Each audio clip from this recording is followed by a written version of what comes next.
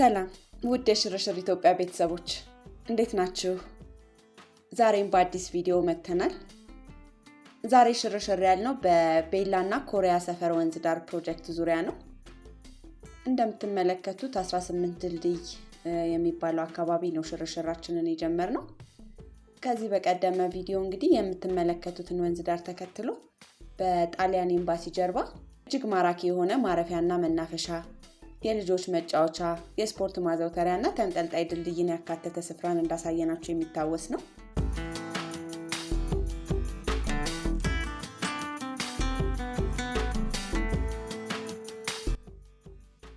ዛሬ ደግሞ እሱን ተከትሎ በሚገኘው በዚህኛው የወንዙ ክፍል እየተሰራ ያለውን ተአምር እንድትመለከቱ ነው የምንጋብዛችሁ። አብረን እንጓዝ። ከ6 ኪሎ ስትመጡ እንግዲህ በድልድዩ ቀኝ የምታገኙት ስፍራ በውስጡ በርካታ ነገሮች ያካተተ የወንዝ ዳር ፕሮጀክት ነው። በውስጡ ምን እንደሚሰራ አብረን እንይ።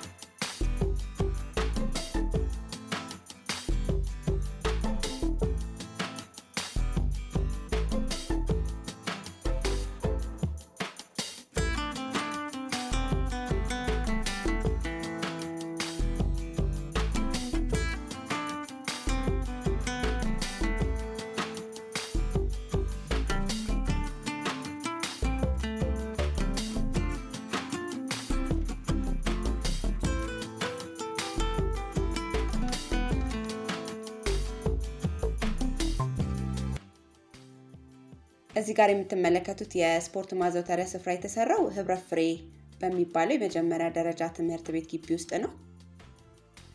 ከኮሪደር ስራውና ከወንዝ ዳር ፕሮጀክቶቹ ጋር ተያይዞ እንግዲህ በርካታ የስፖርት ማዘውተሪያ ስፍራዎች በአዲስ አበባ የተለያዩ ቦታዎች እየተሰሩ እንደሆነ እንዲሁም ትምህርት ቤት ቅጥር ግቢዎች ውስጥ በመገንባት ላይ እንደሆኑ መመልከት ችለናል።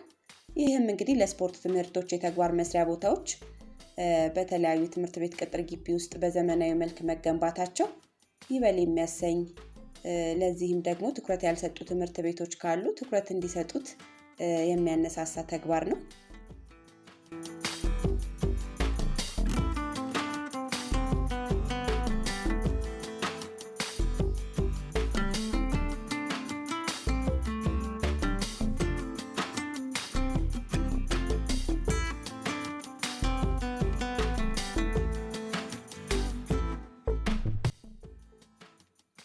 እንደምትመለከቱት ነው እንግዲህ ውድ ቤተሰቦች በርካታ ባለሙያዎች ስራውን እያስኬዱት ውብ የሆነ ገጽታን ለመፍጠር እየታተሩ ይገኛሉ።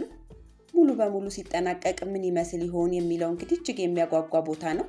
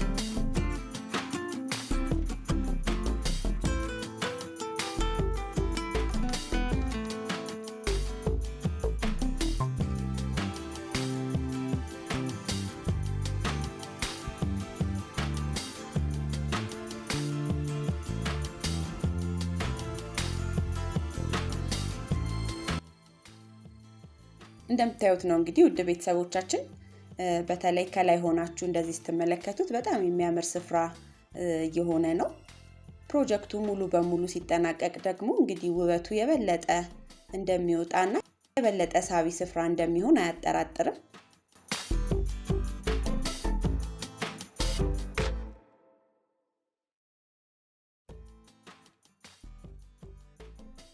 ይሄ የምትመለከቱት የጀርመን ኤምባሲ አጥር ነው።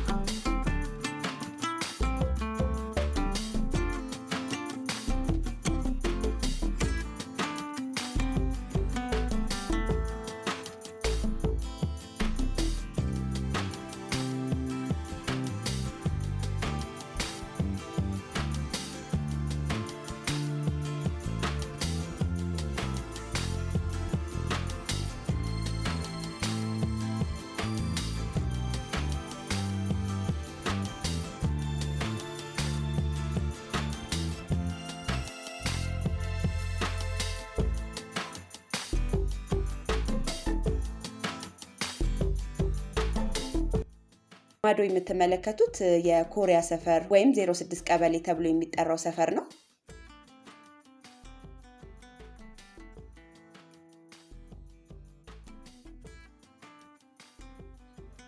የምትመለከቱት አጥር ቀደም ሲል የነገርናችሁ የህብረት ፍሬ ትምህርት ቤት አጥር ነው።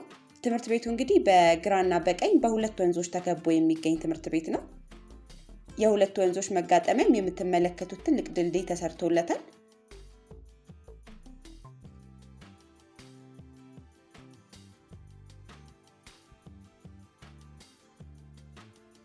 በግራ ያለው ወንዝ መነሻውን እንጦጦ ተራራ ላይ አድርጎ ከጣሊያን ኤምባሲ ጀርባ የተሰራው ከዚህ ቀደም ያሳየናችሁ ማረፊያና መናፈሻ ስፍራ በላይ አካባቢ የሚመጣ ሲሆን በቀኝ የምትመለከቱት ደግሞ መነሻውን ጉለሌ ጫካ በማድረግ በሐምሌ 19 መናፈሻ ግርጌ በፈረንሳይ ኤምባሲ አጥር ስር በፈረንሳይና ቤላ መገንጠያ አድርጎ ትምህርት ቤቱ አጥር ስር ወደዚህ የሚደርስ ነው ማለት ነው። ሁለቱም ወንዞች እንግዲህ እዚህ ህብረት ፍሬ ትምህርት ቤት ጀርባ ተዋህደው አንድ ወንዝ ፈጥረው ቀበና ወንዝ ተብለው በስፋት ይታወቃሉ። ያው ታዋቂ ወንዝ ነው ቀበና ወንዝ።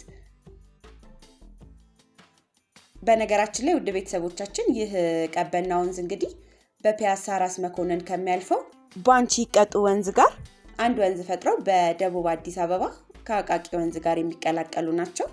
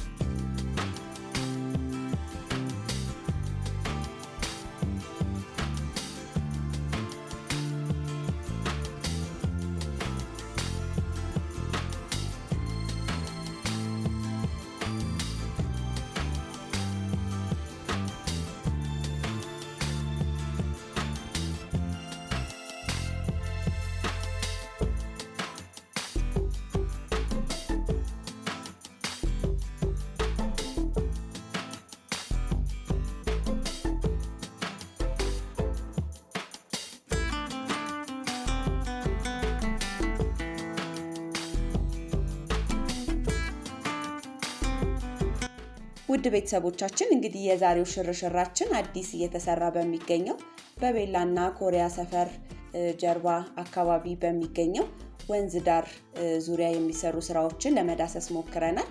እየተሰሩ ያሉ ስራዎች ምን ሂደት ላይ እንዳሉ ልናስቃኛችሁ ሞክረናል። ቪዲዮውን ከወደዳችሁት ላይክ፣ ሼር እንድታደርጉልን፣ ሰብስክራይብ ያላደረጋችሁ ቤተሰቦችም ሰብስክራይብ እንድታደርጉ ለማስታወስ እንወዳለን። በሌላ ቪዲዮ እስከምንገናኝ ሰላም።